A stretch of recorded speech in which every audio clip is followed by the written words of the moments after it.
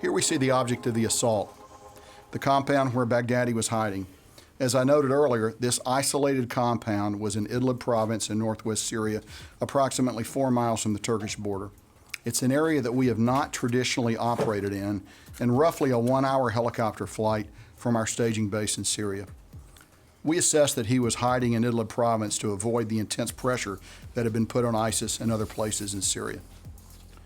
Once the assault force arrived at the compound, fighters from 2 locations in the vicinity of the compound began firing on U.S. aircraft participating in the assault.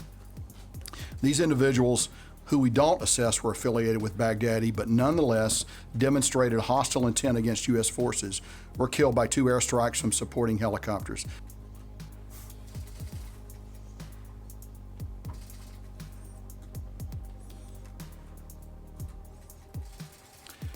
These fighters opened fire on our aircraft, and what you see in the video is the actual response. With the assault force surrounding the compound, we repeatedly urged those inside to come out peacefully. So this is a video of the assault force actually closing up to the compound.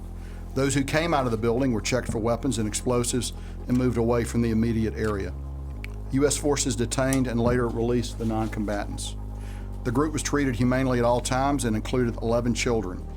I want to make it clear that despite the violent nature of the raid and the high-profile nature of this assault, every effort was made to avoid civilian casualties and to protect the children that we suspected would be at the compound.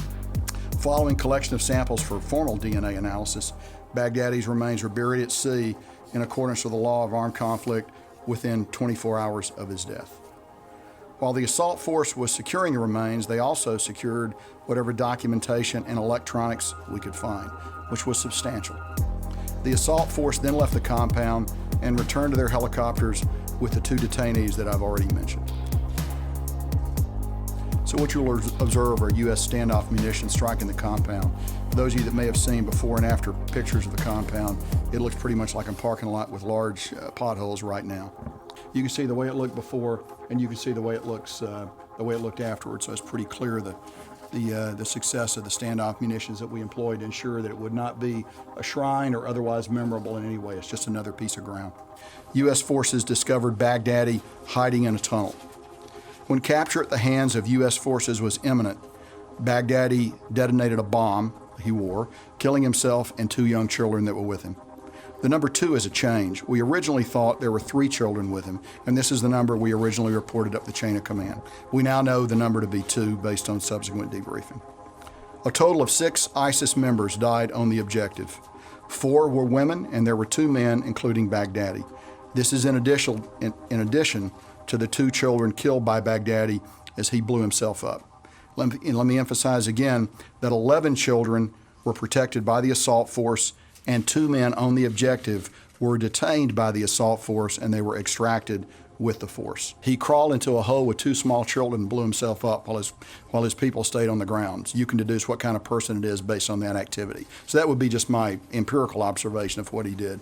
I'm not able to confirm anything else about his last seconds. I just can't confirm that one way or another. This dog is a 4-year veteran of the SOCOM Canine program and has been a member of approximately 50 combat missions. He was injured by exposed live electrical cables in the tunnel after Baghdadi detonated his vest beneath the compound. I will also note he has been returned to duty.